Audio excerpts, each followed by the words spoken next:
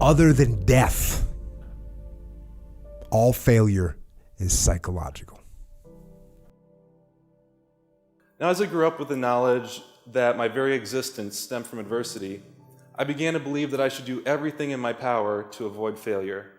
But somewhere along the line, I began to see the beauty of failure. I began to realize that we are not defined by how we succeed, but that we are defined by how we fail. People are spending hours, months, years in the search for success. The reality is, not all achieve it. Or at least, not all persist long enough to achieve it. Because of one fundamental element of success: failure.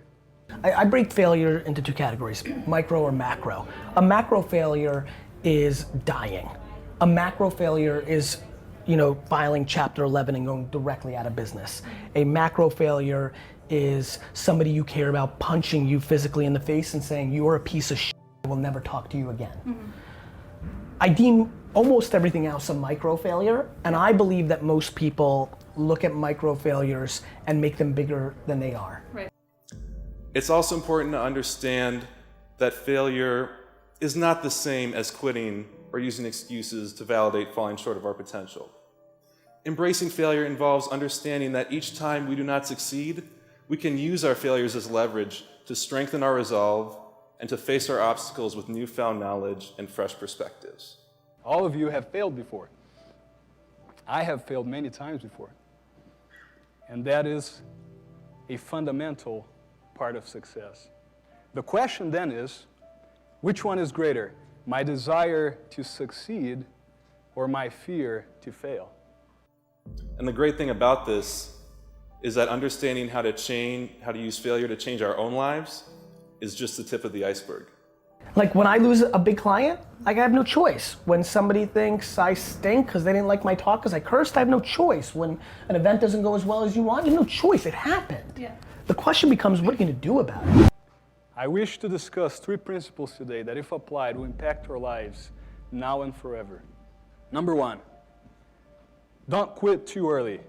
Most obstacles we face are here to test our character, not to stop us. Number 2, there's no such thing as failure. If you learned a lesson and gave your best, you succeeded. Have you thought of that before?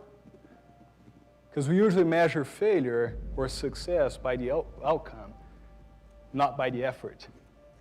But if you've given your best, you succeeded. Robert Kiyosaki put it well when he said, sometimes we win, sometimes we learn. Number 3, the past does not equal the future. Maybe the lesson here is, go and fail as fast as you can. Just don't quote me on this. Other than death, all failure is psychological. Think about that.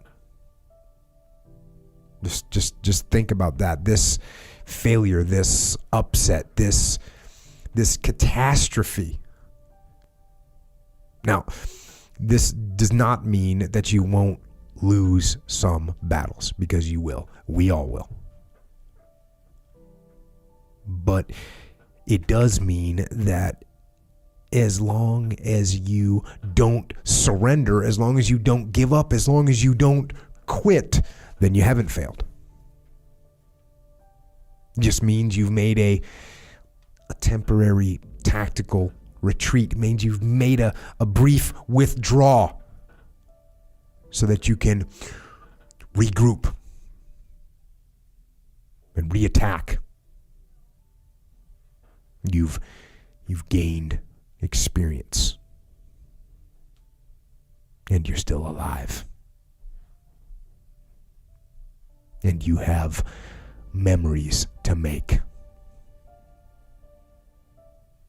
So get up and go get after it.